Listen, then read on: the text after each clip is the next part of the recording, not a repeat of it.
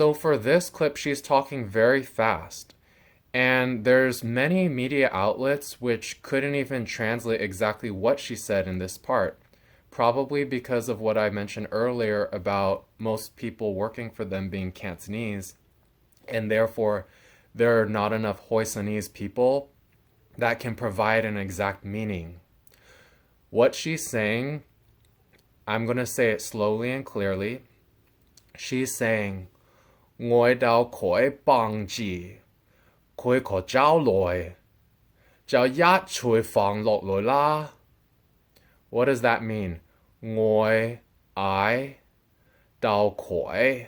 Đào khỏi means over here. I am over here. Bang ji. Bang ji means to lean against something. Now, if she was speaking Cantonese, she would never say dao koi. In Cantonese, the word for over here would be hei ni do.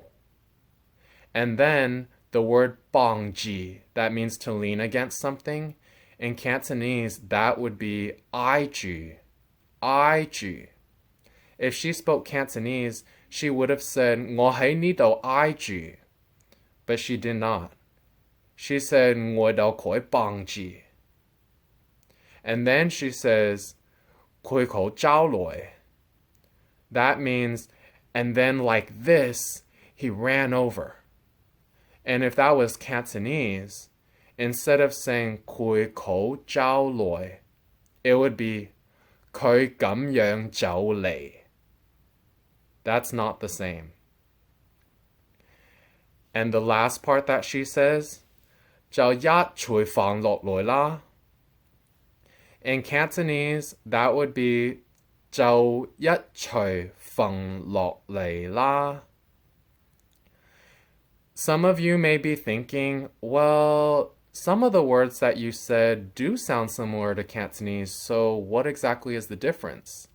This is an important point to talk about because there's a situation in our Hoisan community, and the situation is diglossia, which is basically where there's a community where most people in this community speak two languages. And because of that, they mix these two languages together, or they may speak one language with the accent of the other, or with vocabulary from the other, because there's constant interchange and borrowing of sounds and words. So this is something that's apparent in our Hoisan community. Most of the Hoisanese people who live in San Francisco, they're also surrounded by Cantonese speakers because there are many people from Hong Kong that speak Cantonese. And because of that, when they go out in public, a lot of times they will speak Cantonese to a store worker or to anybody outside just because they're not sure if that person also speaks our language. And because of that, and them speaking Cantonese so much, they end up mixing in Cantonese to how they speak. And that is one reason why a lot of people will mistake it and say, it sounds like Cantonese with an accent. Or even one person was saying that it sounds like she's speaking Cantonese with a Vietnamese accent. None of that is true. What it actually is that she's speaking in her native language, but it's been influenced by Cantonese because of this situation. And also because a lot of young people don't speak our language anymore. Our language is being marginalized. And because of that, there are not enough young people with knowledge about it to vouch for us. And that's one of the reasons as well why I'm making this video, to give a voice to our people who don't have one. There's actually a second video of her being interviewed after the fact.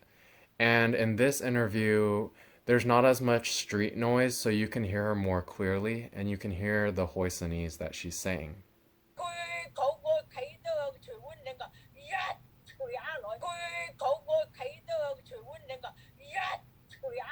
So I'm going to repeat slowly what she said so that you can hear it. Kui ko ngoi kei do heo chui, ut ngeng ko, yat chui a loi. Kui ko, That means he in this way, ngồi kế đồ hiệu chui. I was standing here at this pillar, út ngang ko, and suddenly, dạ chui a loi. He hit me with one punch. So, if she was speaking Cantonese, instead of saying kui ko, she would say kui gam yang or kui gam. Ngồi kế đồ hiệu chui. That would be ngồi kế hai tiểu chu do. Út ngang ko would be tất nhiên gam. Dạ chui a loi. That would be Yat Chui Da Lei. And these Cantonese speakers who were saying in the original video when she said Kui A Ngoi, they said she was saying Kui Ha Ngoi. Well, in the interview here, you can clearly see that that is incorrect. Because the last part that she says, Yat Chui A Loi, it's that same ah that means to hit. She couldn't be saying Yat Chui Ha Loi. That makes no grammatical sense, whether it's in Cantonese or in Hoisanese. And I'm just making this video to clear the air on all that confusion. To be honest, us Hoisanese speakers, the moment we heard her speaking, we knew that it was our language. We didn't have to validate anything. We didn't have to justify. We didn't have to ponder or speculate what it was. We hear our language and we know that that's what it is. So I'm here to make this video to show that she was speaking Hoisanese and not Cantonese. And this is important because when our story does not get told, it essentially erases our history. And Hoisanese people were actually the first Chinese people to come to America. I'm talking about the people who came in the 1800s, who built the Transcontinental Railroad, who came during the Gold Rush. Those people were Hoisanese. And there are still many of us here today and many of their descendants that are still living here in America to this day. Another reason why I wanted to make this video is because growing up, I have had experiences where I was speaking in Hoisanese or I witnessed other people speaking in it, and Cantonese people that they were interacting with or were nearby would either start laughing or looking down on them. I even had one incident where the Cantonese speaker, she could not control herself and started laughing almost to the point of peeing her pants just because I was speaking in our language. And so because of that, I was so flabbergasted to see that on one hand, we have to face this discrimination of not being seen as the same as Cantonese.